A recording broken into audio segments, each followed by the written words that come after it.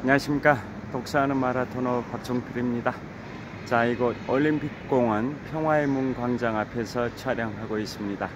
자, 현재 시각은 2023년 11월 20일 일요일 아침 6시 46분입니다. 제가 걸어서 이동하면서 계속 촬영하겠습니다. 화이팅!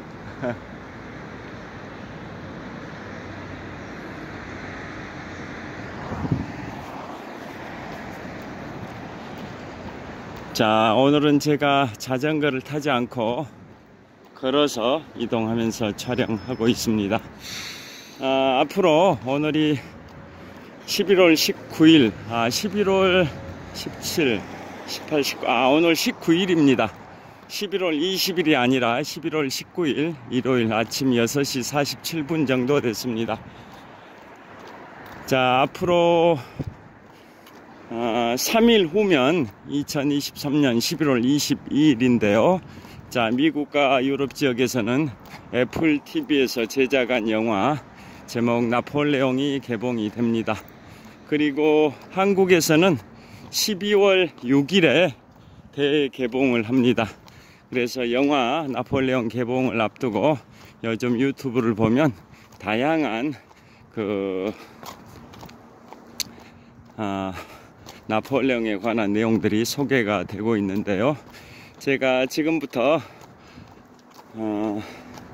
3년 7개월 전에 집필했던 책이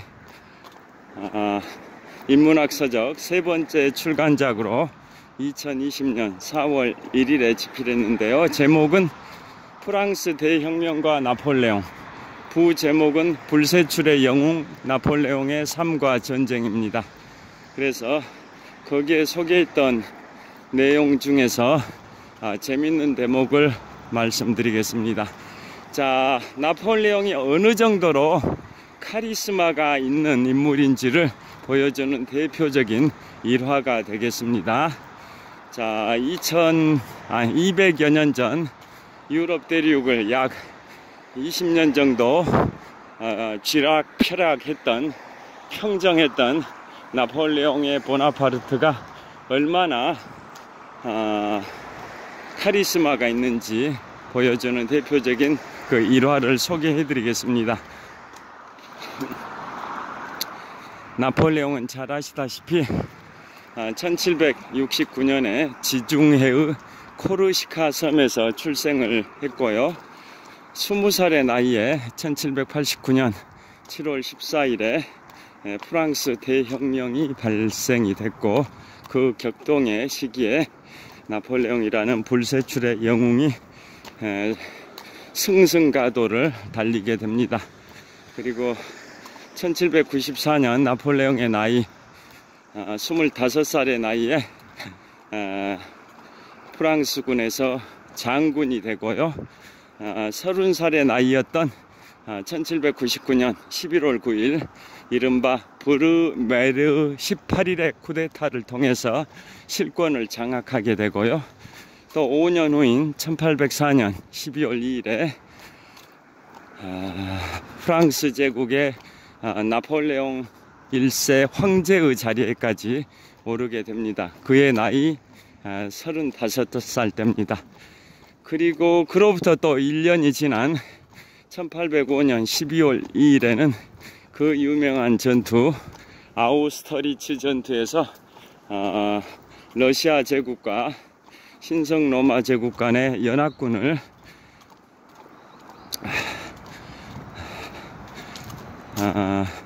상대로 싸워서 나폴레옹이 승리를 거둡니다. 나폴레옹의 40번의 승리를 거둔 전투 중에서도 가장 유명한 전투가 바로 아우스터리츠 전투인데요. 자, 그것은 러시아 제국의 알렉산드리 1세 황제와 신성 로마 제국의 프란츠 2세 황제 간의 연합군을 상대로 프랑스 제국의 나폴레옹 1세 황제가 승리를 거뒀던 그 유명한 전투입니다. 이번에 예고된 영화 보면 애플 TV에서 제작해서 이제 곧 개봉될 예정인 영화 예고편을 보면 그 아우스터리츠 전투 장면이 멋지게 묘사가 되는데요. 러시아와 신성로마 제국의 연합군이 꽁꽁 얼어붙은 강 위에 주둔을 하고 있는데, 프랑스의 나폴레옹군이 그 얼음을 향해서 대포를 무차별적으로 발사를 하게 되고, 얼음이 깨져서 러시아와 신성로마 제국의 연합군들이 다 호수 밑으로 깔아앉아서 다 수장이 되는 그런 장면이 멋지게 묘사가 됩니다. 그게 바로 나폴레옹의 그 40번의 전투 승리 중에서도 최고의 승리, 영광을 가져왔던 전투가 바로 아우스터리츠 전투고, 그것을 영원히 기념하기 위해서 프랑스의 개선문을 건립을 했습니다. 자, 그렇지만 그 전성기가 약 한 10년 정도 가는데요. 그러다가 1812년 러시아 원정에서 실패하고 1813년 라이프치 전투에서도 패배하고, 또 그래서 지중해의 엘바 섬으로 유배됐는데요. 그 지중해 엘바 섬에 유배된 기간이 약 10개월 되고요. 거기에서 탈출해서 다시 프랑스 파리에 입성해서 그 당시에 루이 18세를 영국으로 축출하고 다시 황제의 자리에 복위가 되고, 그렇지만 90일 천하로 끝납니다. 100일도 아니고 90일 천하로. 왜냐, 1815년 6월 18일 영국의 아서 웰즐리 웰링턴 공작과 프로이센 연합군에게 프랑스의 나폴레옹이 패배함으로써 나폴레옹이 완전히 몰락을 하게 되고 남대서양의 외로운 섬 영국령 지중해 남대서양의 외로운 섬 영국령 세인트 헬레나로 유배돼서 그곳에서 5년 반 정도 유배 생활하다가 1821년 5월 5일 쓸쓸하게 52세의 삶을 마감하는데요. 자, 그래서 나폴레옹이 서거한 지 202년이 됐습니다. 올해가 나폴레옹 서거 202주년인데요. 나폴레옹에 대해서 독일의 아돌프 히틀러나 소련의 요시프 스탈린 같은 독재자라는 평가도 있지만 근대 유럽의 기획자다, 불세출의 군사 전략가다, 한 시대를 풍미했던 영웅이다, 뭐 다양한 평가가 또 있습니다. 어떤 평가를 하든 간에 나폴레옹 보나파르트는 인류 역사에서 큰 족적을 남긴, 큰 발자취를 남긴 비범한 인물이었다는 점은 누구도 부인하기 어려울 것 같습니다. 자, 그래서 나폴레옹의 삶을 간단히 이제 말씀드렸고요. 지금부터 재미난 일화를 말씀드리겠습니다. 자, 나폴레옹이 지중해의 엘바 섬에 들어간 날짜가, 그러니까 라이프치 전투에서도 패배하고 지중해의 엘바 섬에 들어간 날짜가 1814년 5월 4일이고요. 그곳에서 10개월 정도 유배 생활하다가 탈출한 날짜가 1815년 2월 26일입니다. 자, 그때 탈출을 하게 된 그 배경은 원래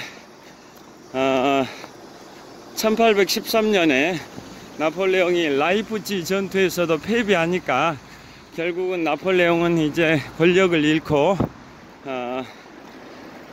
쫓겨날 수밖에 없었는데요. 그때 나폴레옹을 어디로 보낼 것인지, 어디로 유배 보낼 것인지에 관하여 많은 논의가 있었는데요. 뭐 지중해의 샤르데냐 왕국의 국왕으로 보낼 것이냐, 아니면 그보다 더 작은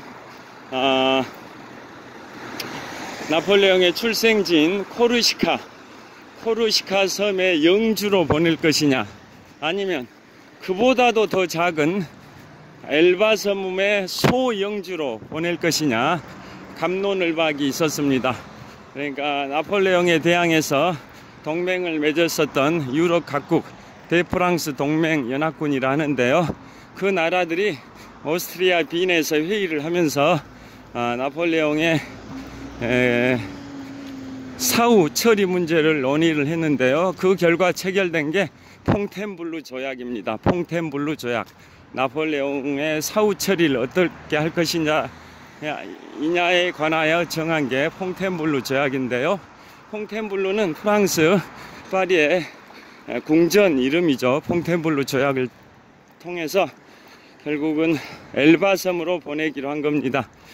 지중해의 샤르데냐의 왕국의 국왕으로 보낼 수도 없고, 또 그보다 작은 나폴레옹의 출생지인 코르시카로 보낼 수도 없다. 코르시카 영주. 왜냐하면 코르시카로 보내게 되면 나폴레옹의 출생지이기도 하니까 그 지역민들을 규합해서 다시 재기를 해서 유럽 대륙을 또 한번 뒤흔들 수 있다라는 그러한 우려 때문에 그 코르시카의 영주로 보내지도 않고 코르시카보다 더 작은 섬인 엘바 섬의 소영주로 보내게 됐습니다.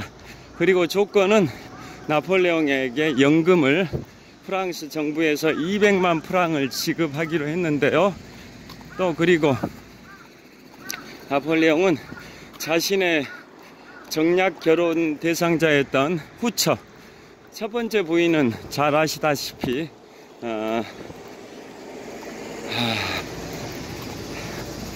신호 대기하고 있습니다. 잠깐만요.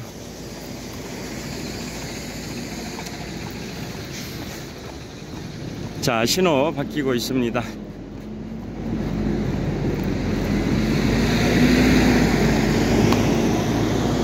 첫 번째 부인은 이제 다른 사람의 미망인과 나폴레옹이 결혼을 했었다가 나중에 정략 결혼으로 마리 루이즈라는 사람과 또 재혼을 하게 되는데요, 그래서 나폴레옹이 황제에서 퇴위 됐을 때 부인은 마리 루이즈죠. 마리 루이즈. 그래서 마리 루이즈나 나폴레옹의 자식인 나폴레옹 2세가 엘바 섬으로 올 걸로 기대했는데 그렇지도 않고, 또 나폴레옹의 어머니나 누이는 황족의 생활이 그리워서 나폴레옹이 엘바 섬에서 탈출해서 다시 황제로 복위하기를 열망을 했고, 여러 가지 이유 때문에 나폴레옹은 결국은 엘바 섬에서 탈출에 성공을 하게 됩니다. 그래서 탈출한 날짜가 1815년 2월 26일이고요. 3일 후인 3월 1일에는 프랑스의 남부 지중 해안 도시 쥐앙만에 상륙합니다. 쥐앙만은 어디에 있냐면 세계 3대 영화제가 독일 베를린 영화제, 이탈리아 베네치아 영화제, 프랑스 칸 영화제인데요, 프랑스 칸 지중 해안의 도시 칸 바로 근처에 있는 지역이 쥐앙만입니다. 쥐앙만. 그래서 나폴레옹이 3월 1일에 쥐앙만에 상륙하고 계속 그곳부터 북쪽으로 약 600km 정도에 있는 프랑스 파리 600km도 더 되죠. 한 800km는 될 겁니다. 파리를 향해서 계속 진군을 하게 됩니다. 자, 그 과정에서 이제 재밌는 대목이 있습니다. 프랑스 남부 지역에서 프랑스의 수도 파리를 향해서 진격을 하는 과정에서 토벌대와 만납니다. 왜냐? 그 당시에 프랑스의 왕은 루이 18세였는데요. 자, 루이 18세가 나폴레옹이 탈출했다라는 소식을 듣고 토벌대를 보내게 됩니다. 자, 루이 18세는 어떤 인물이냐? 바로 절대 왕정 지문 국가다라는 명언을 남겼던 그 루이 14세의 두 번째 증손자가 루이 15세고요.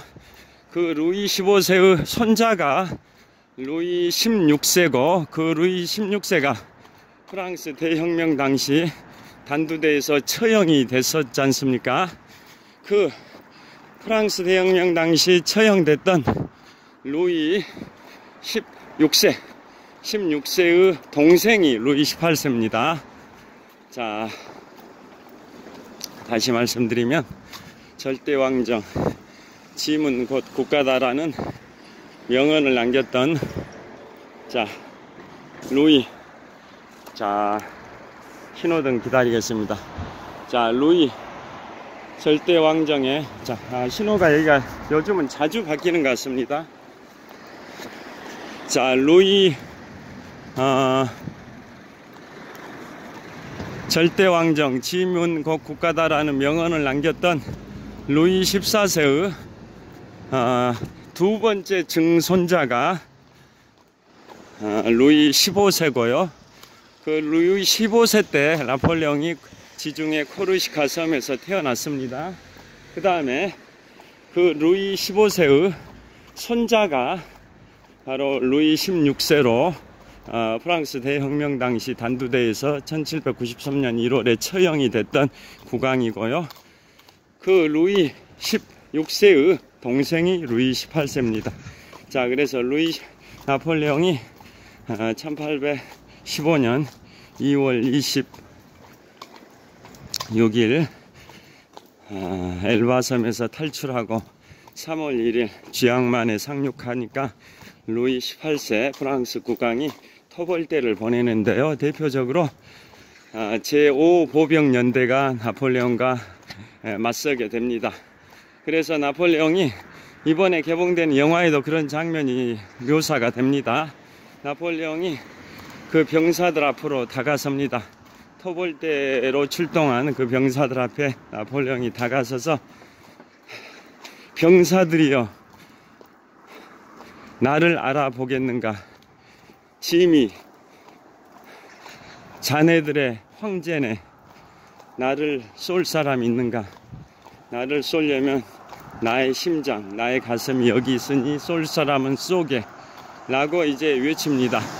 그랬더니 나폴레옹의 그 카리스마에 압도됐던 그 병사들이 황제 폐하 만세 하면서 다 항복을 합니다. 자, 그리고 마지막에 그 병사들을 지휘했던 제5보병연대장 무슈 레자르입니다. 무슈 레자르 육군대령은 끝까지 투항하지 않았는데요. 그래서 나폴레옹이 무슈 레자르 연대장 앞으로 다가서서 또 이렇게 외칩니다. 무슈 레자르, 나는 자네를 잘 알고 있네. 내가, 짐이 바로 자네의 황제이네 라고 말을 하면서, 자네를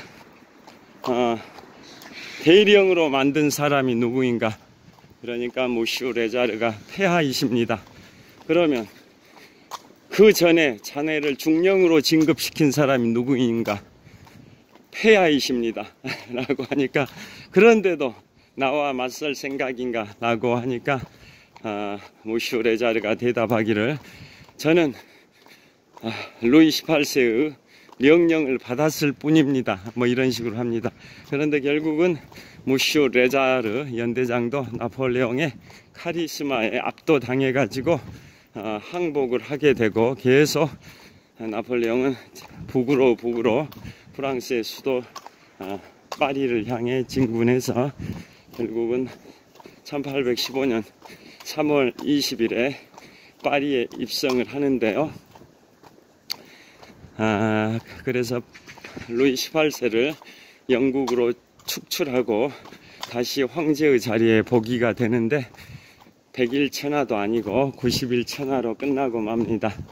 그 유명한 1815년 6월 18일 워털루 전투에서 패배하고 세인트 헬레나로 유배돼서 그곳에서 5년 반 동안 유배 생활하다가 쓸쓸하게 사망을 하게 됩니다. 52세의 일기로 사망을 합니다. 자, 그 과정에서 굉장히 그 당시에 프랑스 대혁명이 일어난 게 1789년이고요. 그로부터 4개월 후인 1789년 11월 24일에 어떤 신문이 창간이 됐습니다. 신문 이름이 르 모니테르 유니버셜입니다.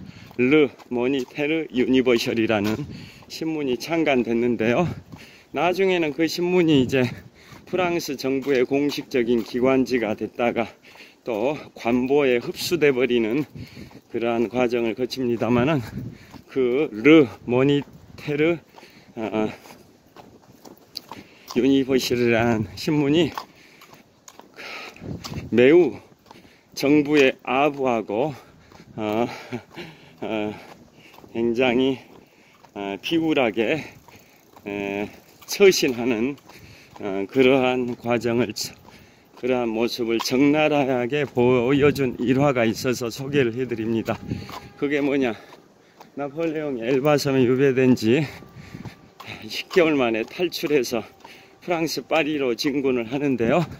탈출한 날짜가 아까 말씀드린 것처럼 1815년 2월 26일이고 그로부터 약 3주 후인 1815년 3월 20일에 프랑스 파리에 입성해서 루이 18세를 축출하는데요. 자, 그 과정을 나폴레옹이 계속 파리를 향해서 진군하는 그 과정을 그 잡지 신문사 르 모니테르 유니버셜은 이렇게 묘사를 합니다. 처음에는 나폴레옹을 거의 괴물, 식인종, 뭐 폭군, 독재자, 뭐 이 호랑이, 뭐 이런 식으로 짐승 취급하는 그러한 걸로 지칭을 하는데요. 나중에는 나폴레옹이 파리에 입성하니까 나폴레옹을 뭐 황제다, 황제께서 납시였다, 이런 식으로 극단적인 아부를 하는 그러한 모습으로 또 보도를 합니다. 신문의 타이틀 기사에 보도를 그렇게 했었습니다. 자, 그래서 처음에 어떻게 보도를 하냐, 1815년 3월 9일부터 3월 22일까지 그 보도 날짜별로 보도 내용을 간략히 말씀드리면요, 처음에 3월 9일 날은 1815년 3월 9일에는 이렇게 보도합니다. 타이틀, 신문의 타이틀입니다. 타이틀 제목, 식인귀 엘바섬 탈출하다. 그 다음에 코르시카산 오우거 쥐앙만에 상륙하다. 나폴레옹이 코르시카 출신이지 않습니까? 코르시카산 오우거 쥐앙만에 상륙하다. 자, 이쪽으로 가도 될 것 같습니다. 쥐앙만에 상륙하다. 그 다음에 뭐라고 하냐면 호랑이 어느 지역을 통과하다. 그 다음에 괴물 어느 지역에서 야영을 하다. 그 다음에 폭군 리옹에 입성하다. 지역이죠, 리옹. 그 다음에 정권 찬탈자, 프랑스 수도 파리 100km 남쪽 지역까지 접근하다. 그 다음에 내일 나폴레옹 보나파르트 파리에 입성할 예정. 그 다음에 이제 입성한 다음 날은 나폴레옹 황제께서 퐁텐블루 궁에 입성했다. 그 다음에 또 다음 날은 3월 22일에는 나폴레옹 황제께서 충성스러운 신하들과 함께 틸리니 궁에 들르셨다. 뭐 이런 식으로 논조가 바뀌는 겁니다. 처음에는 식인귀, 뭐 어우거, 그 다음에 호랑이, 괴물, 폭군, 정권 찬탈자, 이런 식으로 묘사하다가 나중에는 보나파르트, 그 다음에 나폴레옹, 그 다음에 나폴레옹 황제 퐁텐블루구에 입성하다. 그 다음에는 나폴레옹 황제께서 충성스러운 신하들과 함께 틸리니 궁에 들르셨다. 이런 식으로 묘사를 하게 됩니다. 신문의 타이틀 기사 제목을. 자, 여하튼 그러한 르 모니테르 유니버셜 신문의 그러한 논조 변화를 보면 얼마나 극단적으로 아부를 한 신문이었는지 알 수 있고요. 그래서 그 신문사는 나중에 정부 기관지가 됐다가 나중에 관보로 흡수가 됩니다. 자, 오늘은